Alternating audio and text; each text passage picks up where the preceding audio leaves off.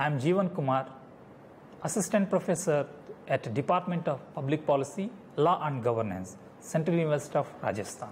Last phase of public administration, that is public administration as an independent discipline, that starts from 1970s. We will discuss some of the developments that took place from 1970 onwards. We have seen in the previous stage that the image and the study of public administration is at its low ebb, and simultaneously we also see some of the seeds of hope in terms of the study of public administration where renaissance took place. A number of factors contributed to this hope. For instance, the study of public administration became interdisciplinary in nature. And there is also another important development that took place in 1970s, that is Minnowbrook Conference under the leadership of Dwight Weld. In this Minnowbrook Conference, we see that public administration and its relevance was questioned, and the concern with social equity. On one side, we have public administration which can be studied from the different perspectives, from economic perspective, policy perspective, and organization perspective. This made the study of public administration interesting, and it was felt that public administration was necessary, and that was an important development that took place in that time. And during that time also we see that the policy sciences were emerging as a separate discipline. H.K.L. Dror's contribution to this was enormous.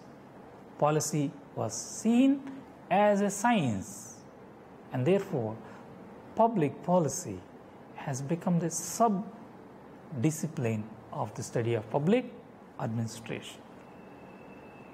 And there is also another important development that took place in 1970s, that is Minnowbrook Conference under the leadership of Dwight Weld.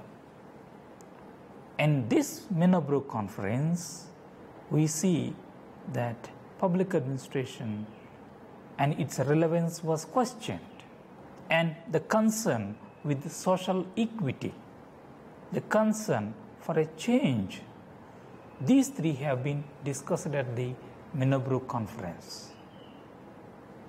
The relevance part of public administration, social concerns, equity concerns, all these made the study of public administration again an important area to be studied. And it was emphasized that public administration should not be just be descriptive, it should be more prescriptive. At the same time, it can also be very scientific. The overall focus of the new public administration that I have discussed now is to make administration less generic and more public, less descriptive and more prescriptive, less institution oriented and more client oriented, less neutral and more normative. At the same time, it also should be very scientific. In America, in 1970, National Association of Schools of Public Affairs and Administration was established. It comprised of several institutions of higher learning, and different countries have joined in this. So this development indicate the development of public administration as an independent discipline. From the theoretical perspective, the normative questions were being reassessed under the influence of new public administration. As I discussed, relevance, equity, and social change were the important themes that were discussed at the Minnebrook conference. And moreover, the advent of neoliberalism philosophy and minimal state policy sciences advocated by H.K.L. Trott, all these developments made the study of public administration relevant. The neoliberal philosophy, which questions the maximum presence of the state and administrative apparatus, has given the enormous scope on research in public administration. The role of state and its administrative apparatus in public service delivery have become an important area for policy research.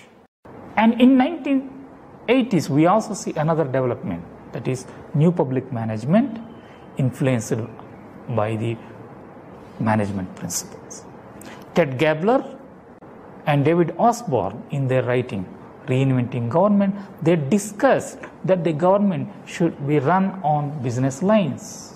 The focus should be on the customers.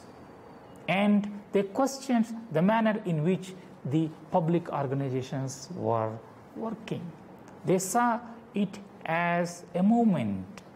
They wanted a overhauling of the public organizations. They advocated for introduction of business principles in the running of public organizations to make them relevant to the contemporary needs of the society. Subsequently, in 1990s, Denhardt and Denhardt also proposed the concept of new public service by focusing on the responsibilities of the government. They questioned the ethics of public service. They argued for the dedication of the public servants to the cause of the people. So these developments in a way have paved for the revival in the interest of the study of the discipline public administration.